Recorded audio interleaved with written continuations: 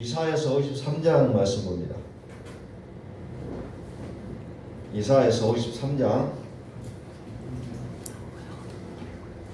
4절부터서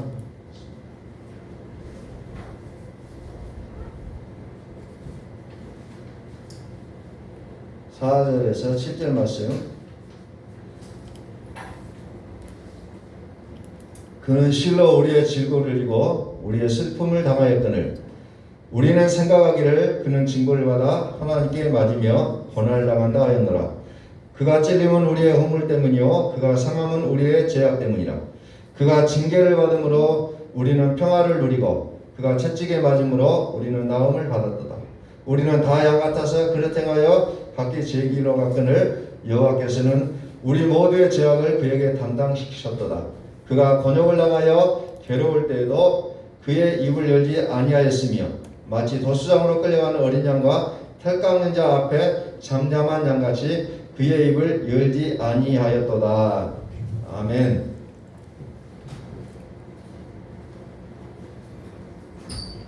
자, 이사야서 53장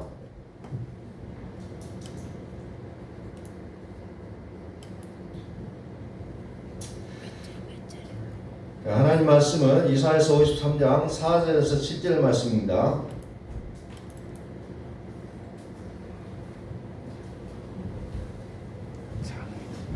다시 한번 읽겠습니다. 그는 실로 우리의 질고를 지고 우리의 슬픔을 당하였거늘 우리는 생각하기를 그는 징벌을 받아 하나님께 맞으며 고난을 당한다 하였노라. 그가 찔림은 우리의 허물 때문이요 그가 상함은 우리의 죄악 때문이라. 그가 징계를 받음으로 우리는 평화를 누리고 그가 채찍에 맞음으로 우리는 나음을 받았도다. 우리는 다 양 같아서 그릇 행하여 각기 제 길로 갔거늘 여호와께서는 우리 모두의 죄악을 그에게 담당시키셨도다. 그가 곤욕을 당하며 괴로울 때에도 그의 입을 열지 아니하였으며 마치 도수장으로 끌려가는 어린 양과 털 깎는 자 앞에 잠잠한 양같이 그의 입을 열지 아니하였도다. 아멘. 한번 선포합니다. 하나님은 살아계십니다. 하나님은 살아계십니다. 날이 덥다는 소리도 못 나올 정도로 더운 것 같아요. 그런 가운데 여러분들이 일상생활하시고 또 하나님을 생각하며 살아가는 여러분들의 모습들도 하나님께서 또한 그 마음들을 허락하실 줄로 믿습니다. 지난주에 우리가 좀 대면 예배로 드려봤는데 이제 보셨는가는 잘 모르겠습니다만은 보신 분들도 계셔요. 이제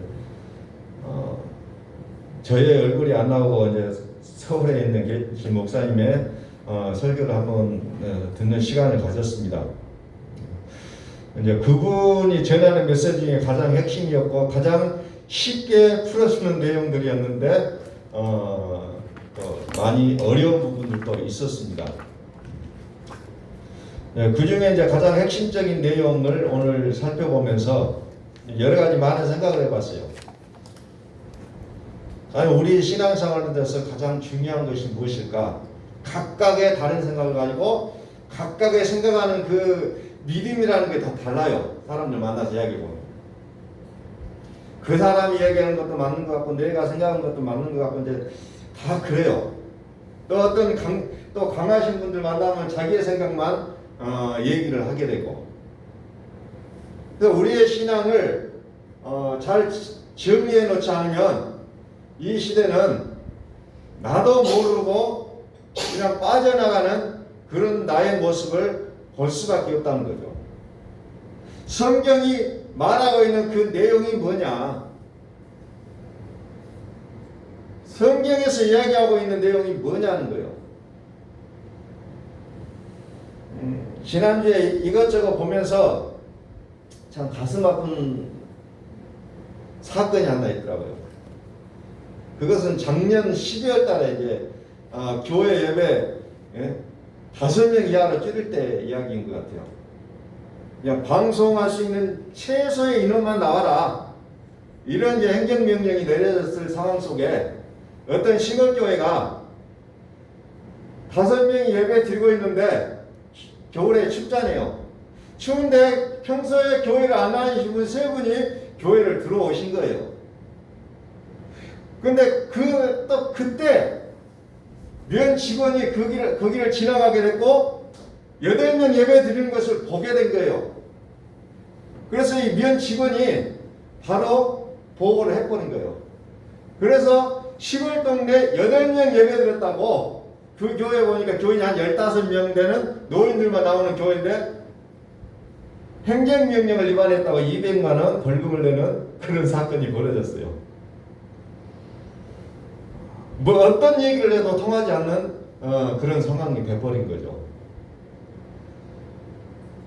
평소에 나오지 않는 분, 동네 분들 추워서 잠깐 들렀다 간 것이 결국은 그 시골교회에서는 어마어마한 사건이 돼버린 거죠. 뭐 도시교회에서 200만 원 내는 것은 뭐 별것도 아닐 수도 있는데 15명 모인 교회, 저도 그런 교회에서 목회를 해봤습니다만은 뭐 모여서 예배 드릴 때 성도들이 내는 헌금 뭐 2, 3만 원씩 나올 때도 있고 그래요.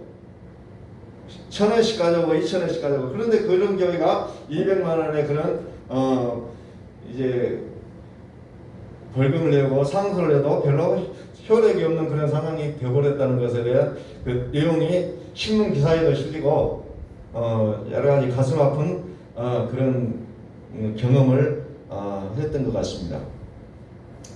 예배를 드려야 된다, 예배를 안 드려도 된다. 비대면 예배라는 것을 지난주에 제가 집에서 경험해 보니까 정말 우리의 신앙을 죽이는 한 가지 방법인 것 같아요. 이것도 집중도 되지 않고 생각은 딴 데가 있고 몸도 그냥 편하게 프리하게 돼버리고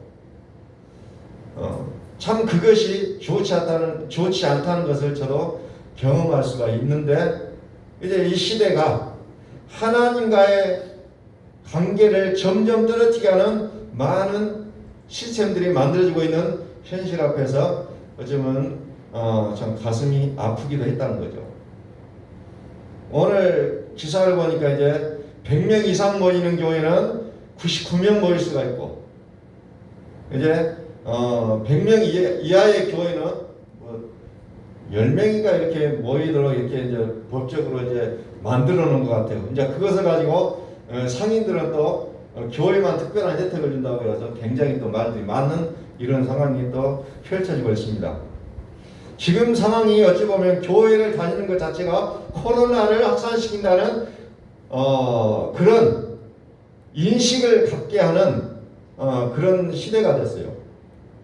그것과는 상관이 없음에도 불구하고 그러면서 자기들은 별 일들을 다 하는 그런 모습들을 저도 많이 목격을 했습니다만은, 이 시대에 나의 믿음의 그 기준을 어디에다 두고 살아가야 될 것인가. 옛날에는 우리가 주일 성수하지 않으면 죽을 것 같이 생각했고, 또 내가 하나님 앞에 어떤 일정에 헌신을 하지 않으면 죽을 것 같이 생각했었는데, 코로나로 인해서 그런 것들이 다 끊어져 버리고 나니까 또 어떻게 되냐. 우리의 연결고리가 하나님과 정확히 연결되어 있는가, 다른 것들로 연결되어 있는가. 우리는 그 연결되어 있는 것이 끊어져 버리면 관계도 멀어져 버립니다. 그래서 저는 교회를 개척하면서부터 그 우리의 믿음의 연결고리를 오직 하나님께 두게 하는 그 메시지를 전달하고 있는 거죠. 하나님께. 어떤 봉사를 통해서, 헌신을 통해서 하나님을 섬기는 방법보다는 철저하게 하나님과 나와의 관계 속에서 이루어지는 그 신앙의 관계를 지금 말씀드리고 있다는 겁니다. 오늘 저는 이 본문의 말씀을 보면서 많은 생각을 했어요. 그 몇 가지를 제가 좀 전달하겠습니다. 4절 봅니다. 그런 실로 우리의 질고를 지고 우리의 슬픔을 당하였거늘 우리는 생각하기를 그는 징벌을 받아 하나님께 맞으며 고난을 당한다 하였노라. 우리는 생각하기를, 예수님께서 우리의 질고를 지고 우리의 슬픔을 당해 주셨는데 우리의 생각은 뭐냐? 하나님의 생각과는 전혀 다르게 징벌을 받았다는 거예요. 죄를 지었으니까 그 벌을 받는 건 당연하다. 그게 유대인들의 생각이었고 우리의 생각이라는 거죠. 그래서 우리가 하나님을 생각할 때 나의 생각으로 하나님을 접근한다는 겁니다. 이게 무서워요. 내 생각. 저는 이렇게 생각하는데요. 하나님 앞에서 내 생각을 이렇습니다라는 것이 굉장히 위험합니다. 요즘 이성주의가 판을 치다 보니까 하나님도 내가 만들어요. 하나님은 이런 분이라고 내 머릿속에서 딱 만들어 놓습니다. 그리고 그 내용과는 다른 얘기를 버리면은 그 불협화음이 일어납니다. 내 생각. 나는 하나님 이렇게 생각해. 왜 당신은 그렇게 얘기합니까? 그것을 우리는 믿음이라고 얘기하지 않고 신념이라고 얘기하죠. 내 생각으로 하나님을 만들어 놓고 내 생각으로 성경을 풀어가는 거예요. 그 문장 펴서 읽어보면 그런 것 같아요. 그래서 자꾸 내 생각을 집어넣는다는 거죠. 물론 생각이 나쁜 건 아닙니다만은 하나님의 생각이 무엇인가를 우리가 아셔야 된다는 겁니다. 하나님의 생각. 내 생각으로 하는 게 아니에요. 유대인들이 예수님을 믿었던 게 뭡니까? 자기들은 정치적으로 우리를 구원해 주실 분이라고 믿어왔는데 예수님은 그 얘기를 하시지 않거든요. 자기의 생각과 다르기 때문에 예수님을 십자가에 못 박습니다. 이게 유대인들의 모습이었다는 거죠. 그는 실로 우리의 지고를 이고 우리의 슬픔을 당하였는데 우리는 생각하기를 그는 징벌을 받아 하나님께 맞으며 고난을 당한다 이렇게 생각한다는 거죠.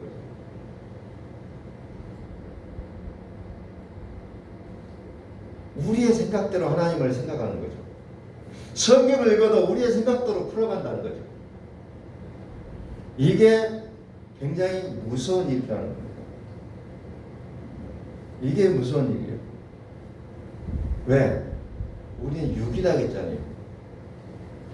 육의 생각은 뭐라고 했습니까? 사망이라고 했어요. 육의 생각은 사망이요 영의 생각은 생명과 평안이니라. 근데 자꾸 우리는 육으로 떠올린다고. 육으로. 죽지 않는 나의 육으로 하나님을 만들어내고 성경을 읽고 해석한다는 거죠.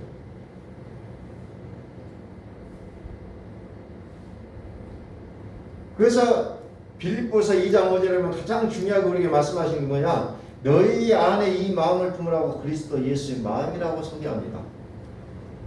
그리스도 예수의 마음으로 성경을 보지 않으면 육으로 풀어낸다는 거죠. 육으로.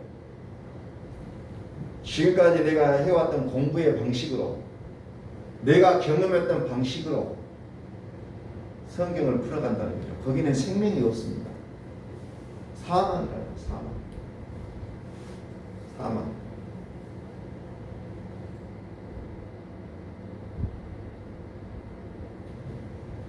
육으로 풀어내는 성경. 그것은 우리를 죽음으로 몰고 간다는 거죠. 모양새는 하나님을 믿는 사람이고 또 예배당에 나와서 하나님을 예배하고 있지만 육으로 하나님을 바라보게 될 때는 거기는 사망이라는 게 있다는 거죠. 그래서 우리의 마음을 정리하지 않으면 큰일 난다는 것을 우리는 다시 한번 생각해 볼 수가 있다는 거죠. 육. 물론 이것을 완벽하게 죽일 수는 없잖아요. 그러나 우리는 성경을 이해할 때 육으로 나의 생각으로 나의 경험치로 풀어가려고 노력하기보다 정말 하나님의 마음으로 그리스도 예수의 마음으로 성경을 바라보는 그 눈들을 우리가 키워가셔야 된다는 겁니다. 그러니까 우리가 경험했던 신앙에 경험했던 분들 만나면은 자기가 경험한 것이 100% 맞고 다른 것은 다 틀려요.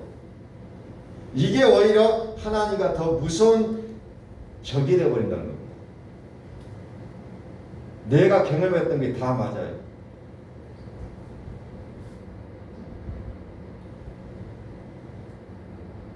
그는 실로 우리의 질고를 지고 우리의 슬픔을 당하였는데 내 생각은 그가 징벌을 받아 하나님께 맞으며 고난을 당했다고 생각해버린다는 거죠.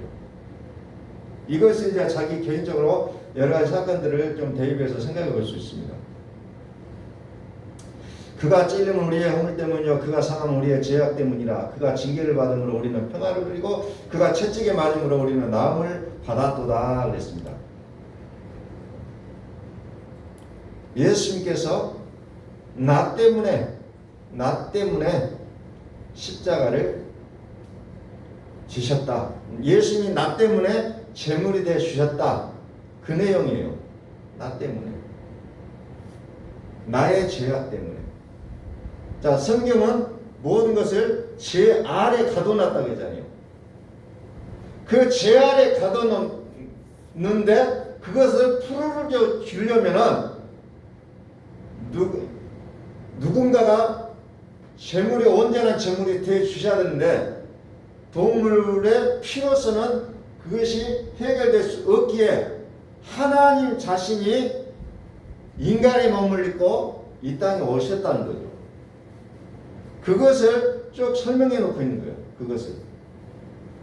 그래서 그가 찔린 우리의 허물 때문이요 그가 상한 우리의 죄악 때문이라. 그가 징계를 받음으로 우리는 평화를 누리고 그가 채찍에 맞음으로 우리는 나음을 받았도다. 그래서 예수님께서 나의 죄를 대신하여 죽으심을 확신하게 되는 우리의 마음을 평화가 이루어지게 된다는 거죠. 평화. 그것이 확신이 쓰고 그것이 내 믿음이 되어졌을 때 비로소 우리에게 평화가 임하게 된다는 겁니다. 그런데 그렇지 못하게 될 때는 어떻게 돼요? 시름이 있다는 것이 시름. 갈등. 아직도 넘어가지 못한 그 상태에 우리의 모습이 놓여져 있다는 거죠. 그래서 평화롭다. 예수 믿으면 평강이 온다 그 말이에요. 평강. 그렇지 않을 때는 우리는 심한 지금 뭐 태풍이 지금 올라오고 있다는데 태풍이 불어닥치는 그 나무가 흔들릴 정도로 우리의 마음도 흔들리게 됐다는 거죠. 앞으로 그런 상황들이 우리에게 더 많이 놓여질 수밖에 없어요.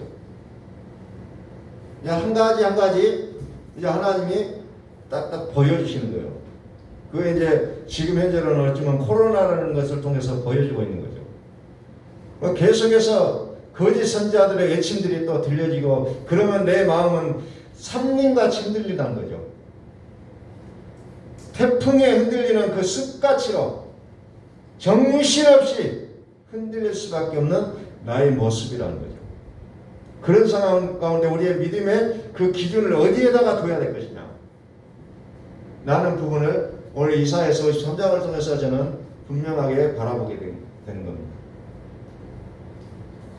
나 때문에 예수님이 죽으셨다는 거죠. 그래야만 해결될 수밖에 없기 때문에 그 외에는 방법이 없다는 거예요. 그래서 우리가 히브리서를 끊임없이 말씀들을 찾아봤습니다. 그 외에는 방법이 없어요. 다른 종교가 그것 때문에 불만을 표치를 하지만 그러나 하나님이 해결할 수 있는 방법은 오직 유일하게 이거밖에 없다는 거예요. 독선적이라는 얘기를 들을지라도 사람이 내놓는 각가지 방법들은 해결할 수가 없다는 거예요. (6절에) 우리는 다 양같아서 그릇 행하여 각기 제 길로 갔거늘 여호와께서는 우리 모두의 죄악을 누구에게 담당시키셨습니까? 그에게라고 했잖아요. 그에게 담당시켰다가 하나님은 그에게 담당시켰지 다른 것에 담당시키지 않았다는 겁니다.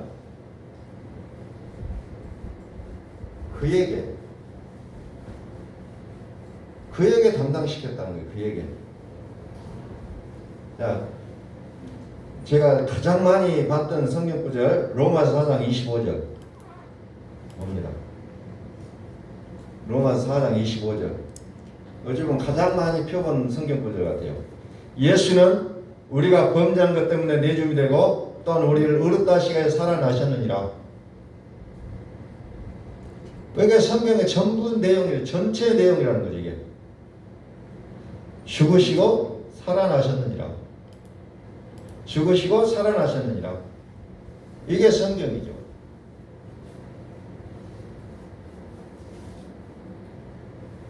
죽으시고 살아나셨다. 무엇 때문에 죽었냐? 나의 범죄한 것 때문에.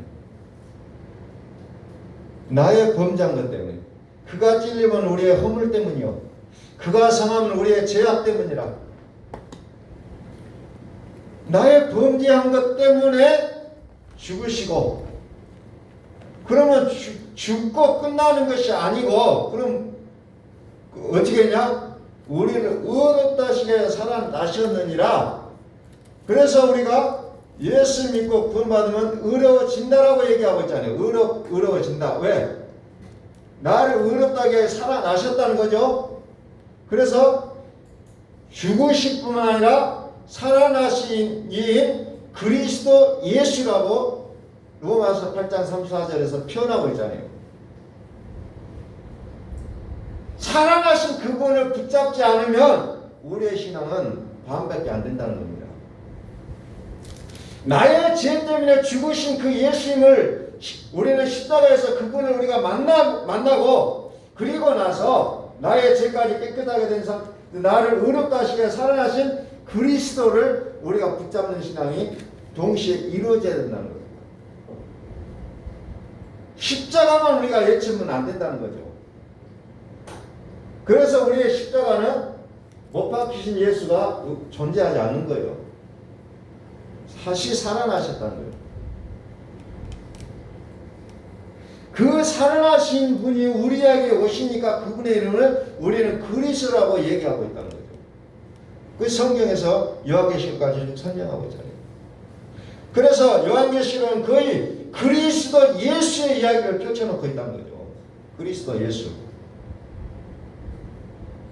그리스도 예수, 그리스도라고 얘기하고 있는 거죠. 그리스도. 로마서도 1장에서 7장까지는 예수 그리스도, 8장부터는 그리스도 예수, 이렇게 내용들이 달라져요. 근데 우리는 그동안에 그것을 별 무관심하게 봐왔던 내용들입니다. 그런데 자세히 보니까 그게 달랐다는 거죠. 다르다는 거죠. 죽으신 예수, 살아나신 그리스도. 그래서 요한복음에 보면은 내가 가서 또 다른 보혜사를 보내주겠다고 얘기하는데 이것을 어떤 소수의 집단에서는 재림주라고 딱 집어넣더라고요. 재림주, 보혜사 성령을 또 그렇게 얘기하는 소수 집단도 있더라고요. 그리스도 예수. 그 보혜사 성령을 재림주다 이렇게 표현해요. 재림주. 그래서 그러냐고 말았는데 재림주가 아니라 원래 보통 교회들은 그것을 성령이라고 가르쳤잖아요. 보통 교회들은 성령. 그 성령이 누구냐? 그리스도라는 거죠. 그리스도. 그냥 막 떼굴떼굴 굴르면서 그냥 돌돌돌 랄랄랄랄라 하는 그 방언이나 어떤 막 병을 고치는 어떤 나사렛 예수 그리스도로 명하는 일어서 걸으라 그런 내용들 또 들어있지만은 그보다 더 강력한 그리스도를 얘기하고 있다는 거죠. 그리스도. 그것을 알지 못하면 우리는 나타난 현상에 홀려가지고 그쪽으로만 성경을 보게 됐다는 거죠. 제가 경험으로 성경을 풀지 말아야겠잖아요.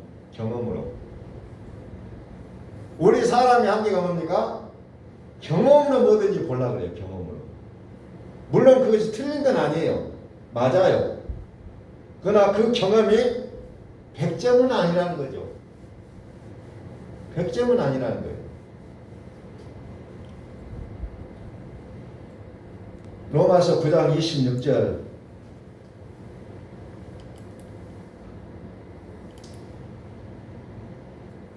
그리하면 그가 세상을 창조한 때부터 자주 고난을 받았어야 할 것이로되 이제 자기를 단번에 제물로 드려 죄를 없이 하시려고 세상 끝에 나타나셨느니라. 그래서 여기 중요한 건 뭡니까? 자기를 단번에 제물로 드렸다는 거죠. 단번에. 그래야만이 이사야서 53장 말씀이 맞는 거예요. 단번에 드린 거예요. 그리고 죄와 상관없이 자기를 바른 자들이 두 번째 나타나신다. 로마서 4장 25절에 우리를 의롭다 하시가여 살아나셨느니라. 이게 두 번째 나타나신 거예요. 이것을 더 거창하게 그냥 재림으로 또 나가는 그런 내용도 우리가 또 많이 들어왔었는데, 우리의 구원에서는 예수님이 두 번 나타나는 거죠. 나의 죄를 위해서 십자가에 죽으신 예수와 나를 의롭다 하시가여 살아나신 그리스도, 두 번이 나오는 거죠. 이 두 번이 한 번이 되어져야 우리의 믿음이 완성되어지는 거예요. 두 번째 나타나십니다. 또 히브리서 보면 또 한 부분이 또 있는데 그건 놔두고, 그리고 나서 저는 여기에서 이제 더 중요하게 생각한 게 뭡니까? 또 우리의 일상 삶 속에서 중요하게 생각된 것이 다름이 아니라 7절이에요. 그가 곤욕을 당하여 괴로울 때도 그의 입을 열지 아니하였습니다. 마치 돛수장으로 끌려가는 어린 양과 털 깎는 자 앞에 잠잠한 양같이 그의 입을 열지 아니하였도다. 입을 열지 아니했다라는 부분이죠. 입을 열지 아니했다. 입을 열지 않았다. 우리는 뭔가 하고 싶은 말들이 너무 많아질 때가 있습니다. 그런데 입을 열지 않았다는 거예요. 예수님. 입을 열지 않았다. 다시 말해서 우리의 믿음은 어디로 나옵니까? 입으로 나온다는 거죠. 이 말 들어보면 알아요. 예수를 믿는다고 하면서도 기껏 방언하면서 예수 믿고 나서 말 들어보면 예수 안 믿어요. 안 믿어요. 들어보면 알잖아요. 뭐 이것도 안 되고 저것도 안 되고 뭐 하나님 날 사랑하지도 않고, 방언하는 사람이 그런 얘기를 하고 죽은 자를 살리신 그 능력의 손이 그 얘기를 하고 있다는 거예요. 말을 들어보면 안다는 거예요. 그 사람 믿음을. 어떤 상황이 될지라도 하나님의 일을 해결해 주실 것이라는 그 말을 하는 사람과 해봤자 되지도 않대요 하는 말과 어떤 사람이 믿음이 좋을 것 같아요? 어떤 상황 속에도 하나님을 붙잡고 그분이 나를 붙잡고 가실 것이라는 확신에 갖는 자가 믿음이 있는 자예요. 어떤 상황 속에서도 지금 이 상황을 보면 말도 안 돼요. 상황을 보면 되도 않을 일인데도 불구하고 지금 이래도 하나님은 나를 끝까지 책임져 주실 거야, 그 말을 하는 사람, 그 사람이 진짜 믿음을 갖고 있는 사람이죠. 우리의 생각이 말이 되는 거예요. 무섭습니다. 생각이 말이 됩니다. 그러니까 유다에게 예수님을 팔 생각을 어디에다 집어넣습니까? 생각에다 넣는 거예요. 생각에다. 사탄이 나의 생각을 점령해버린 사람은 막 교회 와서 할렐루야 아멘 하면 찬양해도 하나님과는 거리가 먼 사람입니다. 생각이 점령당해버리면 안 된다는 거예요. 그리고 예수님의 그 상황이 하나님이 고난을 받는다는 것 자체가 성립되지 않는 일들이에요. 그런데도 불구하고 예수님은 말하지 않았다는 거예요. 도수장에 끌려가는 뭐라고 나왔죠? 도수장으로 끌려가는 어린 양과 털 깎는 자 앞에 잠잠한 양같이 그의 입을 열지 아니하였도다. 하나님이 그런 굴욕을 당하셔도 말하지 않는다는 거죠. 채찍에 맞고, 그냥 채찍, 우리가 생각하는 그런 채찍이 아니라 가죽끈에 그 뾰족한 쇠붙이를 달아놓는 그 채찍으로 내리쳤다는 거죠. 살점이 뚝뚝 떨어져 나간다는 거죠. 하나님 그 일을 당한다고 하면 그 천면으로도 안 되겠잖아요. 근데 그 일을 말없이 받으셨다는 거예요. 이걸 생각해 보면은 우리가 살아가면서 억울한 일이 있겠어요. 하나님 당신이신 그분이 인간에게 굴욕을 당하신 그 모습을 우리가 생각해 보면 나가 그보다 더 처참한 일을 당했다고 말할 수 있는 일이 뭐가 있을까요? 저는 아마도 아무것도 없을 거라고 생각합니다. 예수님만큼 억울한 자가 어디 있겠습니까? 그러나 억울하다고 생각해도 입을 열지 않았다는 겁니다. 교만한 마음도, 상처받은 마음도, 자존감이 없는 마음도, 우월감도, 체면도 십자가 안에 내려놓고 그리스도의 마음으로 채우셔야 된다는 겁니다. 오늘 저는 이 말씀을 묵상하면서 이것을 많이 좀 생각했습니다. 교만한 마음, 상처받은 마음, 자존감이 없었잖아요. 제가 과거에 자존감이 없어서 늘 다른 사람 앞에 말도 못했던 그 상황들, 열등감, 우울함, 또 다른 사람 앞에서 나의 모습을 들키지 않게 한 그 체면, 이것까지도 십자가 안에 내려놓았을 때에 비로소 우리의 믿음이 하나님이 인정하시는 믿음으로 들어갈 수 있다는 겁니다. 우리 한국 사람은 가장 안 되는 게 뭡니까? 체면이라는 게 있어요. 체면 때문에 안 돼요. 그것을 깨부시기 위해서 아직도 지금도 많은 제가 생각을 하고 있습니다. 체면 때문에 안 돼요. 그것까지도 십자가 아래 내려놔야 된다. 가장 하기 어려운 일들이잖아요. 그것까지도 예수님께서 다 담당해 주셨다는 거예요. 나의 과거에 받았던 그 상처. 이제 청소년 시기가 가장 어려울 수 있고 또 그보다 더 어려운 시기가 갱년기가 또 돌아오는 것이 더 어렵다고 그래요. 제가 들어본 경험으로는. 사춘기 때 그냥 하여튼 어른들이 보기에 알 수 없는 일들을 하고 있어요. 그래 그 사춘기도 하나님 앞에 좀 내려놓을 수 있기를 소망합니다. 사춘기까지도 갱년기까지도 하나님 앞에 좀 내려놓으셔야 돼요.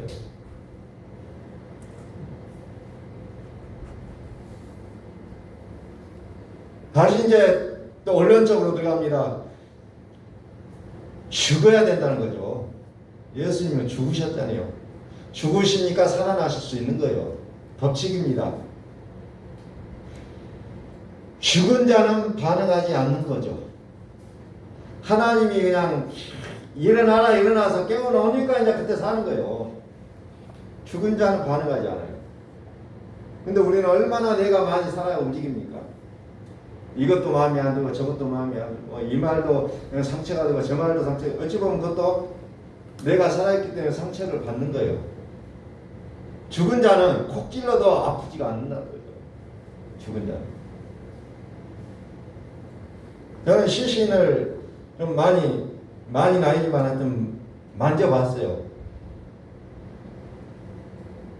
가장 먼저 만져본 것은 중학교 때 길거리에 쓰러져서 길거리에서 어떤 죽은 사람이 있더라고요. 학교 가는 길에 아침에 거적으로 덮어놨는데 그걸 떨려서 보고 좀 만져보고 가본 경험이 있고 이제 목회하면서 이제 시골교회 목회하면서 장례를 많이 치러봤죠.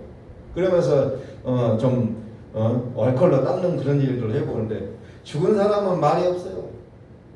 이래도 저래도 이리 눕히고 저리 눕히고 여기를 만지고 저기를 만져도 말이 없습니다. 죽은 자는 반응하지 않는다.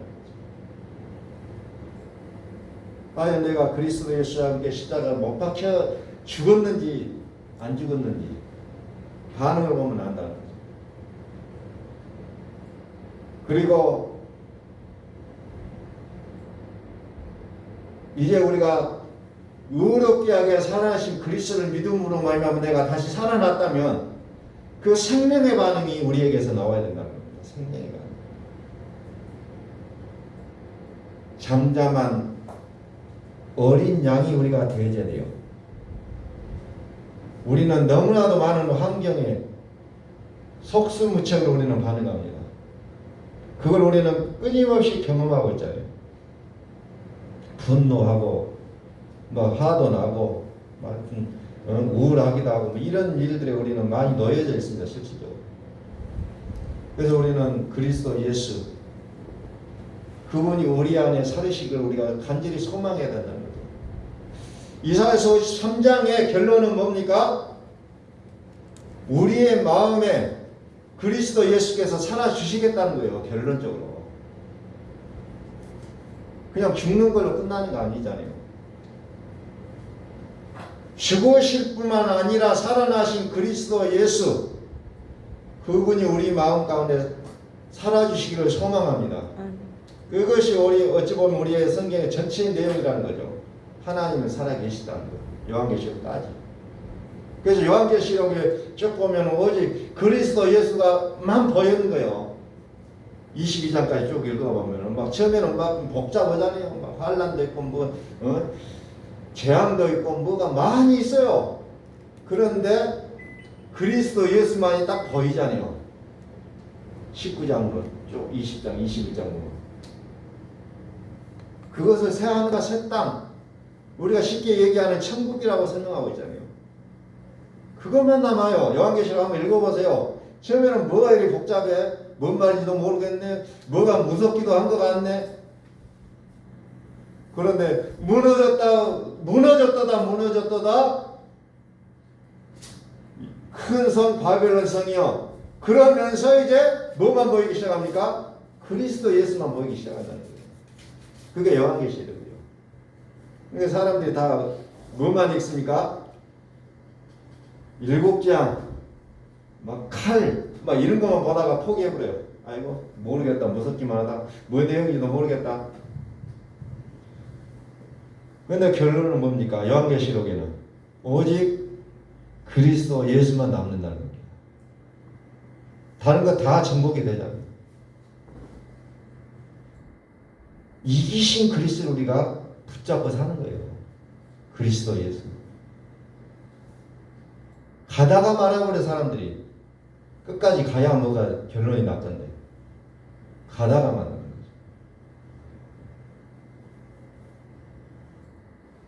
거죠. 말씀을 정리합니다. 교만한 마음도 상처받은 마음도 자존감이 없는 마음도 우월감도 체면도 십자가 안에 내려놓고 그리스도 예수의 마음으로 우리가 채울 수 있기를 소망합니다. 그리스도 예수의 마음. 오늘날 코로나로 인해서 삶이 상당히 힘들어요. 모든 분들이. 교회 나온 것도 눈치가 보일 때가 있잖아요. 또 가정에서 못 나가게 하는 분들도 또 계셔서 또 이렇게 못 나오신 분들도 계시는 거예요. 이런 가운데 우리가 나의 신앙의 표현을 어떻게 해야 될 것인가? 온전히 우리는 그리스도 예수 살아계신 하나님만을 온전히 붙잡고 우리의 삶을 살아갈 수 있기를 소망합니다. 앞으로 더더욱 어려운 시기가 오면 진짜 어떤 성경 내용들에 나와 있는 것처럼 모일 수도 없는 그런 상황이 올 수도 있는데 그때 우리는 교회 한다니까 나는 이제 끝났다고 표현할 건가? 믿음은 그게 아니잖아요.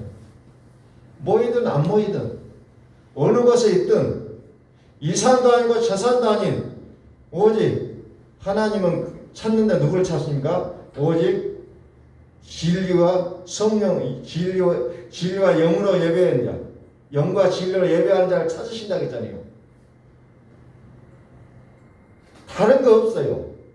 정말 하나님을 만나고 살아가느냐? 그렇지 않느냐요. 하나님은 만나느냐 못 만나느냐. 그것은 어떤 장소가 중요하지 않다는 겁니다.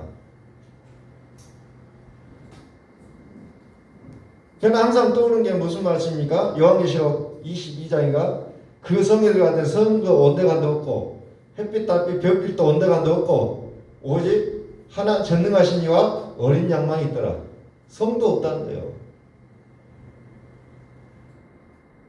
우리가 그렇게 중요했던 것들이 중요하지 않다는 거예요. 하나님 안에서는. 그래서 우리는 그 하나님을 붙잡음으로 인해서 이 땅에서 살아가는 모든 것들까지도 하나님이 해결하신다는 거죠.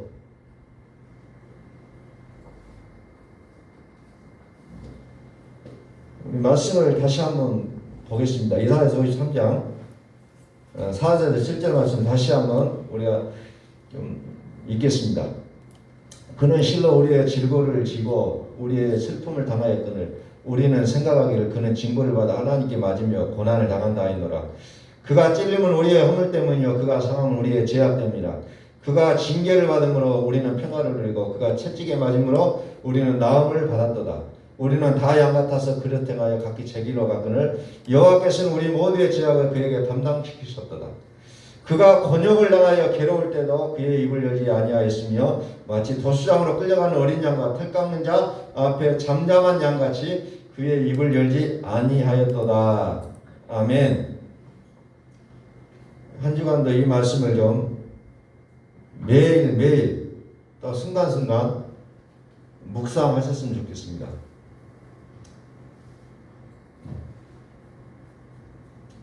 매일 순간순간 시간이 될 때마다 이 말씀을 꺼내놓고 읽고 묵상하고 좀 그런 시간들을 일주일 동안 좀 매일 가졌으면 좋겠습니다. 그래서 이 내용은 우리의 믿음으로 되어지기를 간절히 소망합니다. 기도하겠습니다. 하나님 아버지